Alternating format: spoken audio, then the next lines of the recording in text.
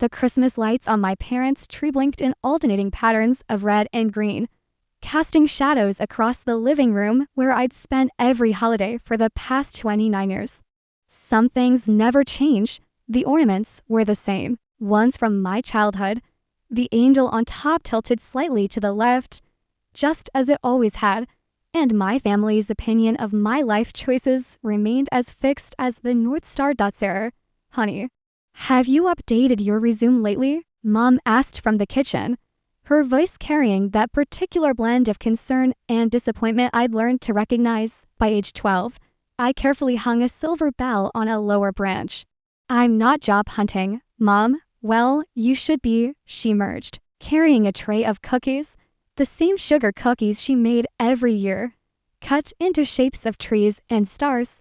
You can't just keep floating from one thing to another. You're almost 30. I'm aware of my age. Dad looked up from his newspaper reading glasses perched on his nose. Your mother's right.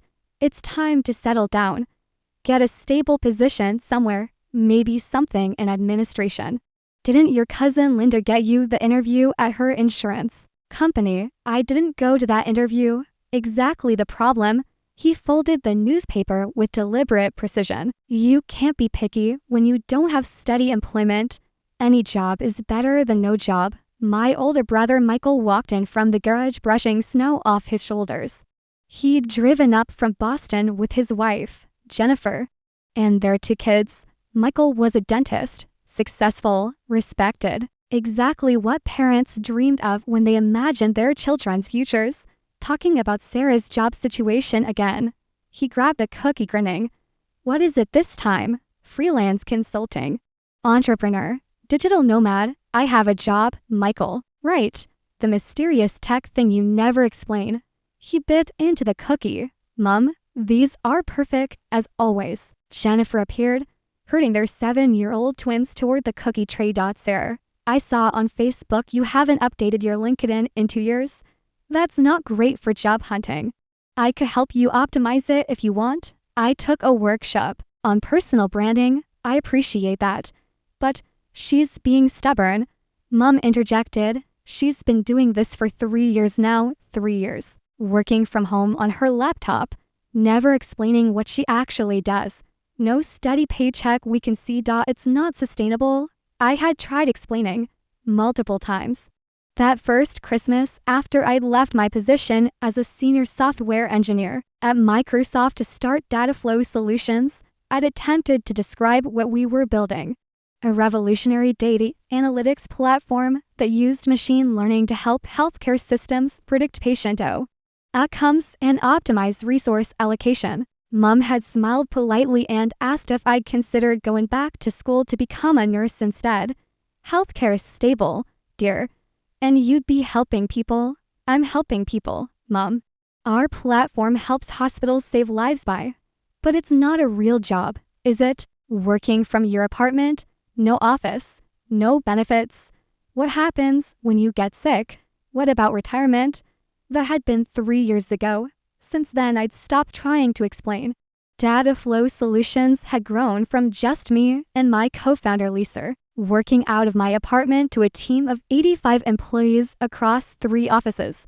We'd secured $180 million in Series B funding 8 months ago. Our client list included Johns Hopkins, Mayo Clinic, and Cleveland Clinic. Last month, the CDC had contracted us to build a national pandemic preparedness system.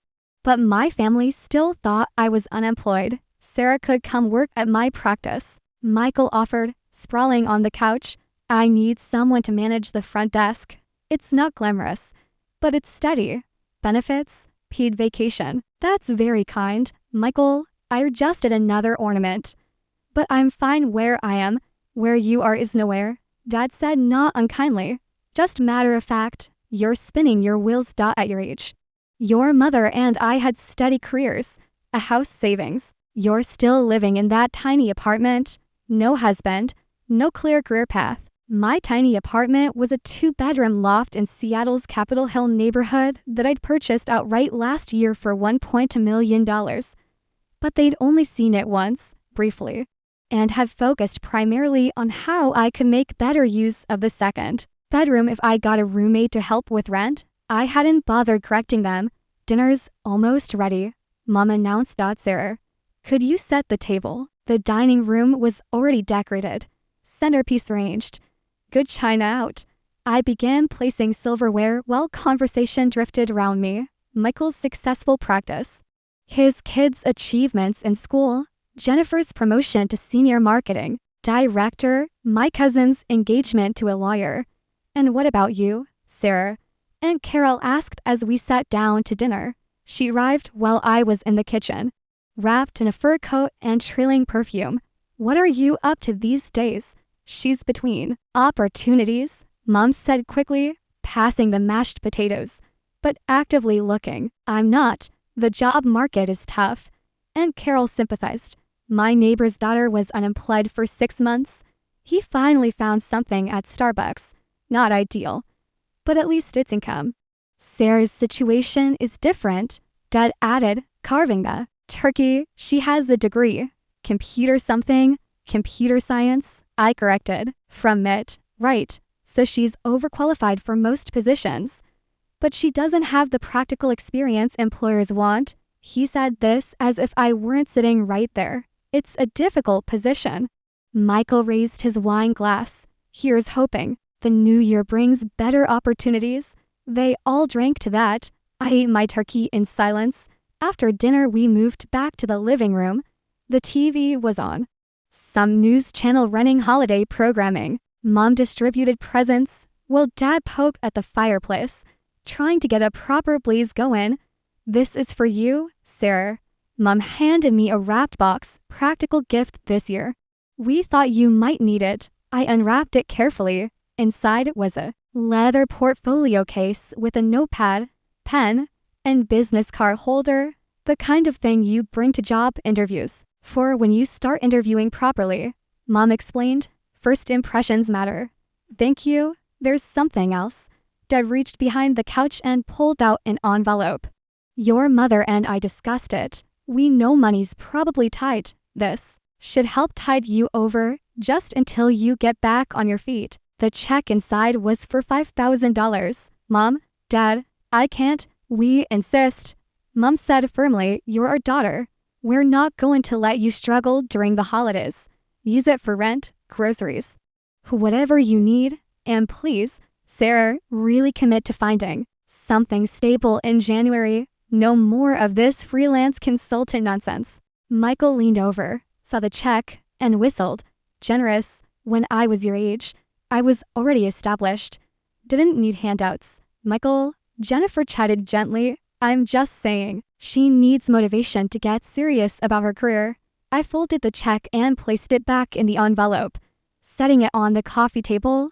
I appreciate the thought, but I don't need financial help. Pride isn't going to pay your bills, Dad said. Take the money. I'm not being prideful. I'm telling you I don't need. We've been over this, Mom interrupted. You say you're fine, but we never see evidence of it. No steady job.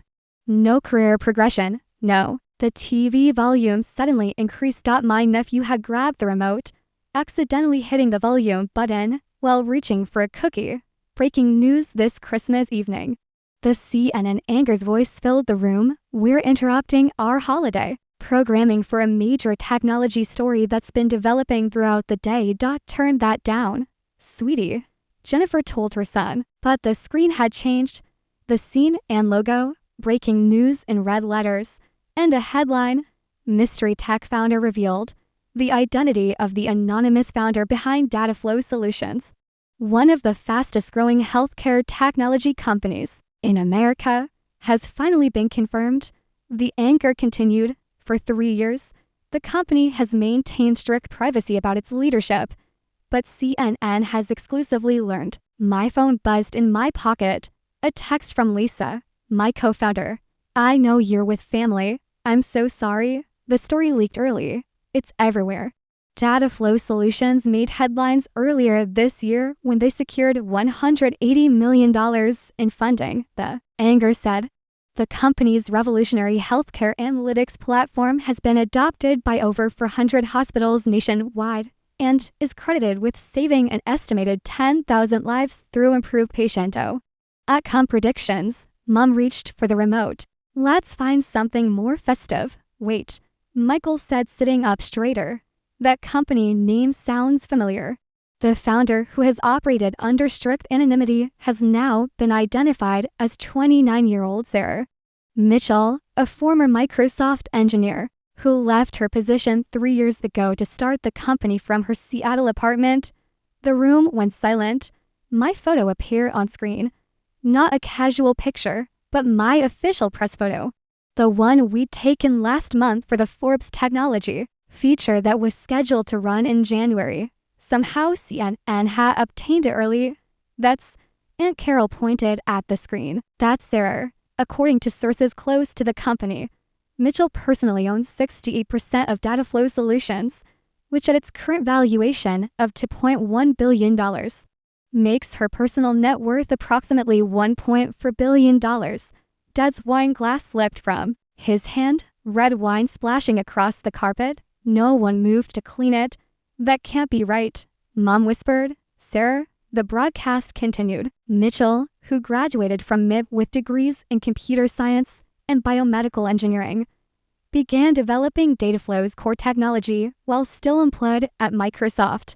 The platform uses advanced machine learning algorithms to analyze patient data in real time, helping healthcare providers predict complications, optimize treatment plans, and allocate resources more efficiently. They cut to footage of a hospital. I recognized it as Johns Hopkins. A doctor in scrubs stood in what looked like a busy ICU. Dataflow has revolutionized how we practice medicine, the doctor said. The predictive accuracy is unlike anything we've seen before. We've reduced patient mortality in our ICU by 24% since implementation. Sarah Mitchell's technology is saving lives every single day. Back to the studio anchor, the CDC recently awarded Dataflow Solutions a $300 million contract to build a national pandemic preparedness and response system. The company, which started with just 2 employees, now has a team of 87 across offices in Seattle, Boston, and Washington, D.C. Michael had his phone out frantically typing. This is real. It's on Bloomberg. Wall Street Journal, Forbes. Mitchell has been notoriously private, rarely giving interviews and never appearing at industry conferences, the anchor continued. But those who've worked with her describe a brilliant, driven innovator who's fundamentally changing healthcare technology. They showed a clip from a medical technology conference. The moderator was speaking. Dataflow's founder is a genius, absolutely revolutionary work. The fact that she's accomplished this by 30 while maintaining complete anonymity is remarkable. Wait, Jennifer said, her voice faint. You own $1 billion company. $3.1 billion, Michael corrected, staring at his phone. Current valuation. Sarah, is this actually you? The TV switched to another image.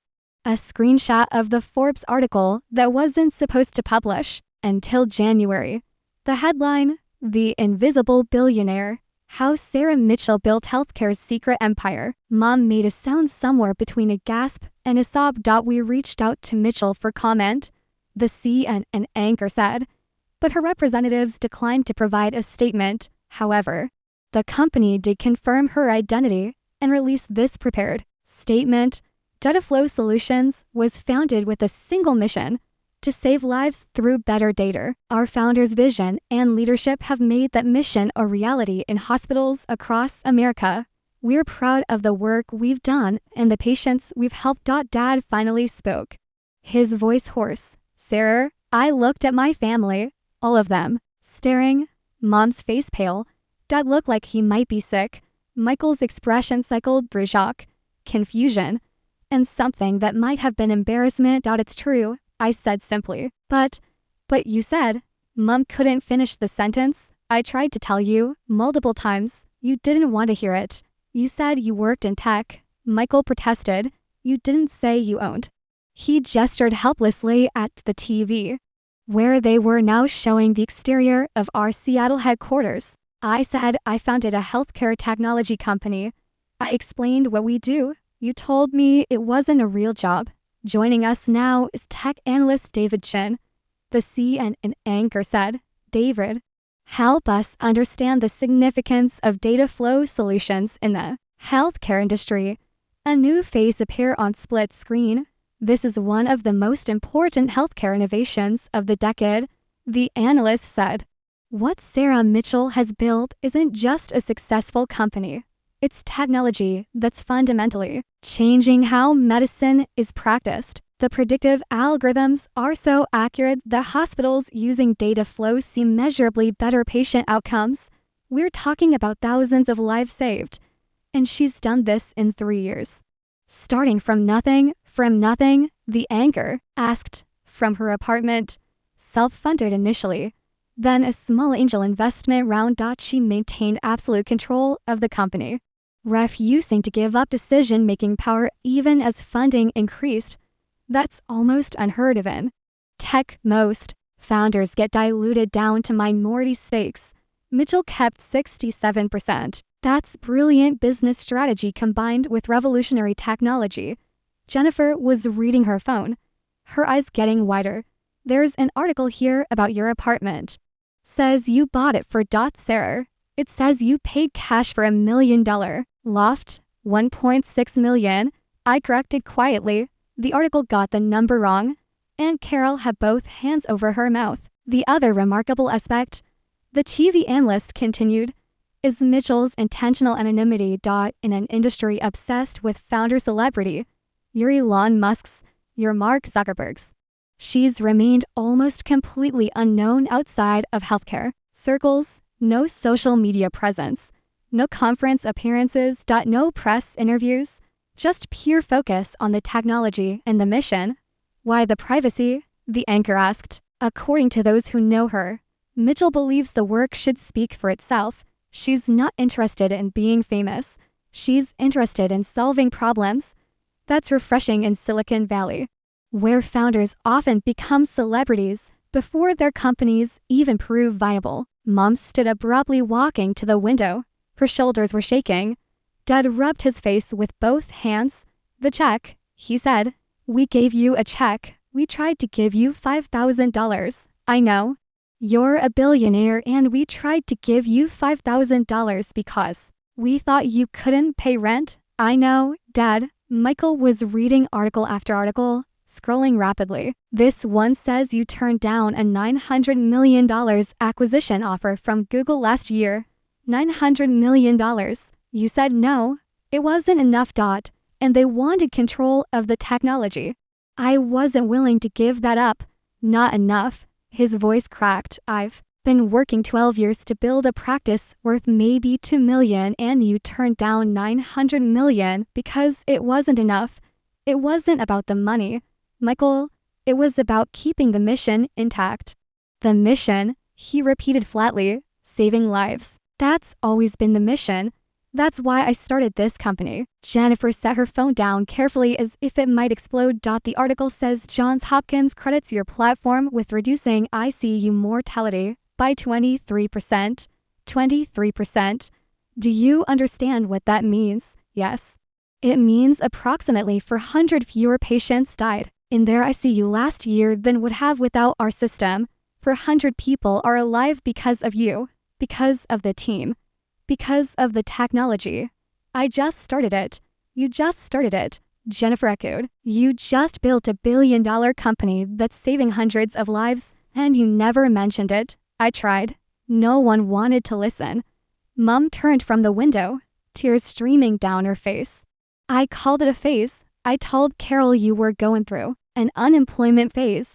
I know. I gave you a portfolio case for job interviews. You must think we're idiots. No, we tried to give you money. Career advice. We suggested you work as a receptionist at Michael's dental practice. You were trying to help. I understand that. You let us think you were failing. I told you I wasn't. You didn't believe me. Because you never showed us. You never brought us to your office or explained the scope or I tried, Dad. Remember 2 Christmases ago? I explained the funding round. The hospital partnerships, the CDC interest. He told me, It sounded like a scam. He said I should be careful about get-rich-quick schemes and find a real job. He opened his mouth, then closed it. Michael was still scrolling. There's a profile here from MIT's alumni magazine. It came out 6 months ago. Sarah Mitchell, class of 2019, is revolutionizing healthcare technology through data flow solutions. It's all here, everything you've accomplished. Did you send us this? I did. I sent it to the family email list. I don't remember seeing. He stopped, his face reddening. I probably deleted it without reading. I thought it was spam. I know. Another. Phone started ringing. Then another. Aunt Carol answered hers, listened for a moment, then said, "Yes, that's my niece. Yes, the one on CNN. No, we had no idea. We thought she was unemployed."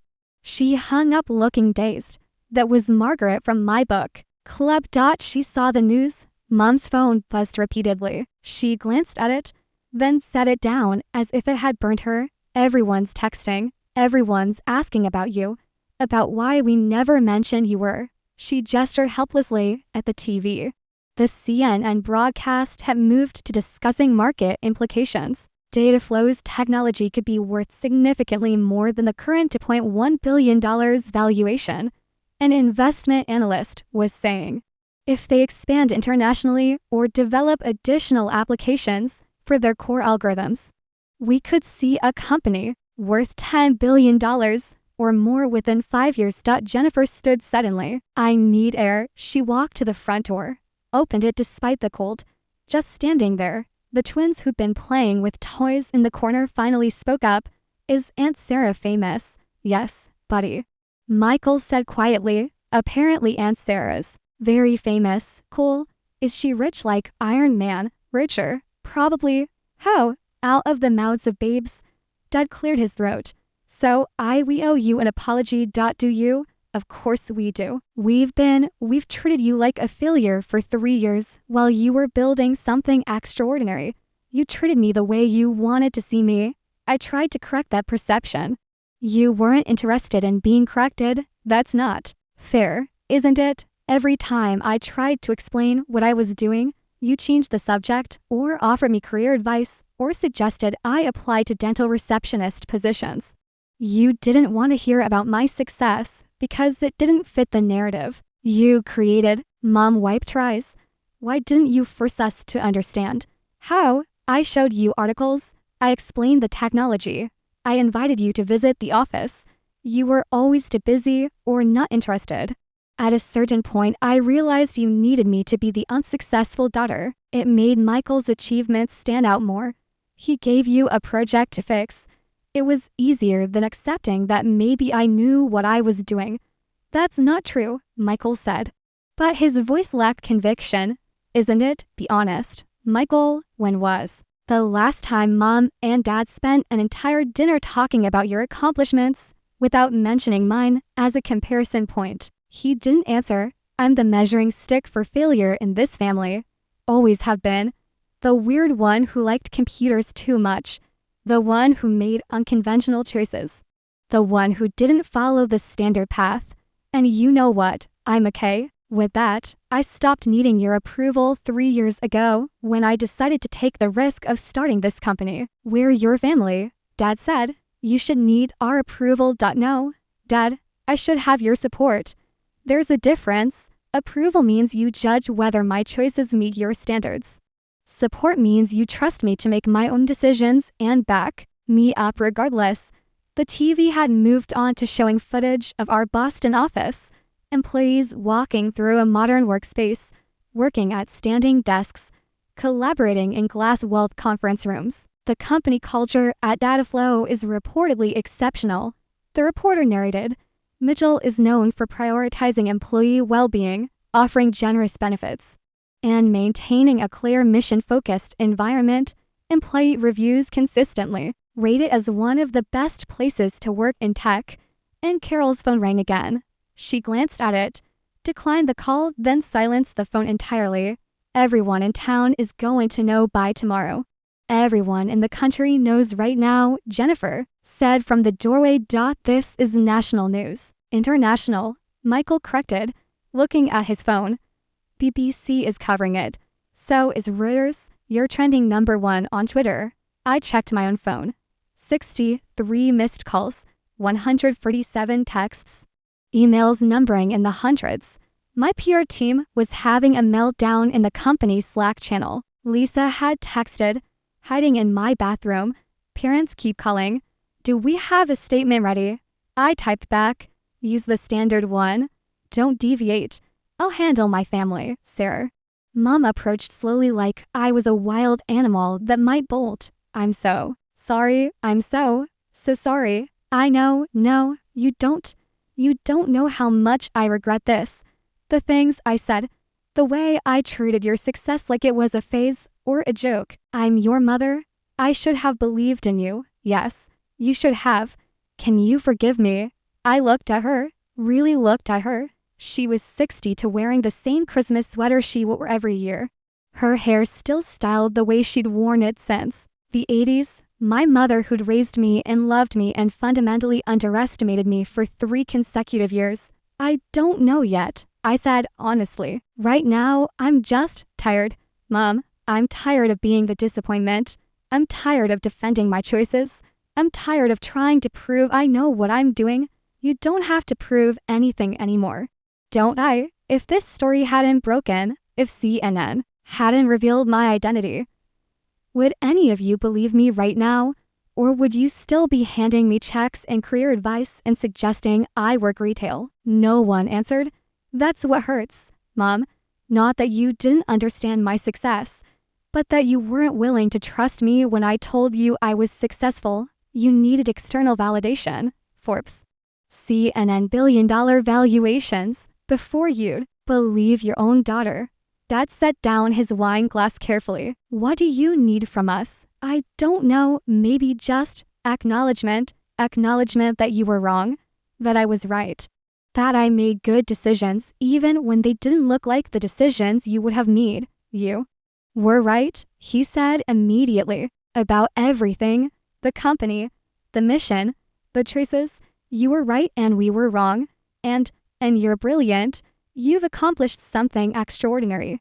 Something that will save lives and change healthcare and make you one of the most successful people in the country. And we missed it. We missed all of it because we were too busy trying to fit you into a box that made sense to us. Michael stood up, walked over and extended his hand. You're better than all of us. I'm sorry I couldn't see it. I shook his hand. I'm not better. I'm just different. And I'm good at what I do. You're not just good. He gestured at the TV, where they were showing a graph of data flow's growth trajectory. You're exceptional. World class. You're going to be in textbooks. Business schools are going to study what you've built. Maybe, definitely. Jennifer had come back inside, closing the door against the cold. Sir, I've worked in marketing for 15 years. I know viral success when I see it. By tomorrow morning, you're going to be the biggest story in tech, probably the biggest business story of the year. Your face will be everywhere. I know, that's what I was trying to avoid, the anonymity. I prefer to work without the distraction of publicity. It's easier to focus on problems when you're not managing a public persona. That's over now, she said gently. Once this news cycle starts, there's no stopping it. You're going to be famous whether you like it or not. My phone rang. I glanced at the caller ID, Anderson Cooper's producer. I declined the call. It rang again immediately. Different number. Forbes. Declined. Thing. Declined. You should probably answer some of those, Michael said. Eventually. Not tonight. Why not? Because tonight was supposed to be Christmas with my family. And even though it's completely derailed, even though CNN just exposed my identity against my wishes, even though everything is chaos, I'm still here. I'm still trying to have Christmas dinner with you people. Because that's what matters to me. Family. Even when you drive me absolutely insane. Mom started crying again, but this time she was smiling. You're a better person than we deserve. Probably. I managed a small smile of my own. But you're stuck with me anyway. The doorbell rang. We all froze. Are those reporters? Dad asked. I checked the security camera feed on my phone. Worse, it's the neighbors. Don't answer. Aunt Carol hissed. They can see the lights. They know we're home. The doorbell rang again, followed by knocking. Dad opened the door. The Hendersons from next door stood on the porch, dressed in matching Christmas sweaters, holding a bottle of wine. We saw the news. Mrs. Henderson said breathlessly. We had no idea Sarah was. We just wanted to say congratulations. Thank you, I said from the living room. Could we get a picture? Mr. Henderson already had his phone out. Our friends will never believe we live next door to a billionaire. I'd really prefer not. Just one quick photo. Dad ushered them inside. They posed with me in front of the Christmas tree while Michael took the photo.